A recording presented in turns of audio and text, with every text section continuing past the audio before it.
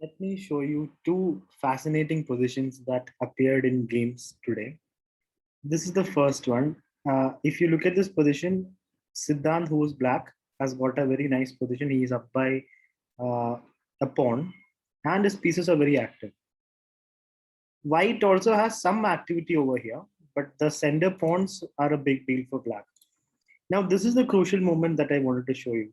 Siddhant did not pay attention to this move by Anish, and Siddhant played knight to c3, attacking that rook.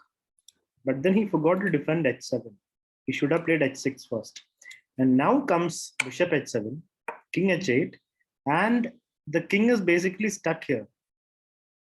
White can force a draw anytime he wants. He can just repeat moves, bishop somewhere, king has to move, bishop back, king has to move. But Anish in this position after king h8, he decided to save his rook. He did not move his bishop. Even a move like bishop e4 is tempting, but then king g8 and knight takes, sorry, king g8, bishop takes, it will become only equal. Rook g8, knight takes, oh, sorry, what am I doing? Bishop goes back, let's say. And if knight takes the rook, then again this comes. This will be a draw for white. But let's see, in this position, he played rook a1.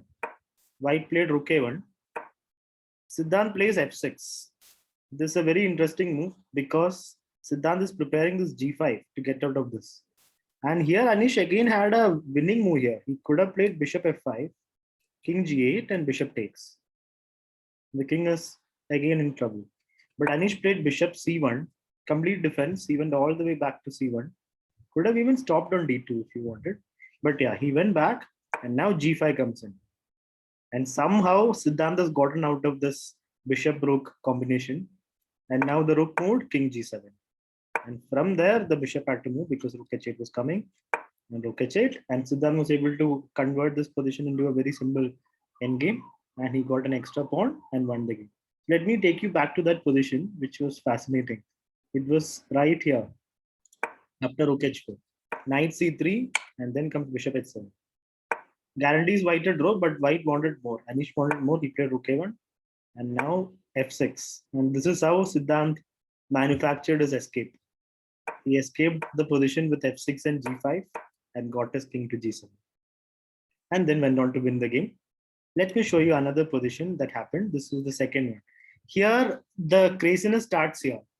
White has just played bishop to c5, attacking the knight and the rook. It should be good, right? It's a fork. But then Arav found knight d3. And the reason why engine likes black is at the end of all this, bishop takes, knight takes. Here, black can just take, king takes, and then sorry, white's move, right? So white plays king g2. Here, rook is attacking the knight. So here, black can just take the bishop, allowing rook takes knight and go for that endgame, but that's risky. So he went for knight back, keeping the knight. White also brought his bishop back. But where did that bishop come back to? To a3. And this rook is trapped. It's not trapped as in you cannot take it. It's not a regular trap where you can just go and take it with another piece. There's no piece left. Rook can't go and take that rook, right? It'll be an exchange. But this rook is completely cut out of play. So as long as the white rook stays on this rank, the first rank, the black rook is stuck. It's trapped. So this setup is proved too strong for Pranav. He played a check, king moved up, knight moved, rook b1. He had to defend the pawn, not letting the rook come out. Pawn check. This was a free pawn by white, by black. King takes, knight f2. He had a plan to take f2 and h3. But the problem is now the white king becomes active. Knight takes, king e6. Knight check, king e7.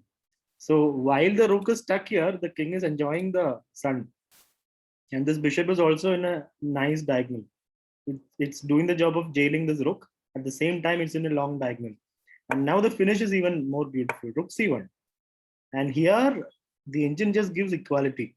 Because white rook is also kind of stuck on the first rank if he wants to keep the black rook there. But then we are threatening mate.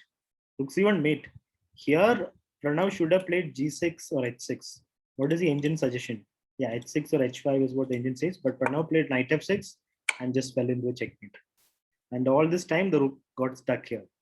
So this bishop and pawn combination, it happens to be very strong. It can trap pieces. Imagine a bishop pawn on a7. Imagine an opponent rook coming to stop that pawn. And imagine your bishop going to the square, b8. That rook is stuck. That's even more dangerous than this position. So this combination of bishop and pawn can sometimes be very useful. And that is what got turned out today.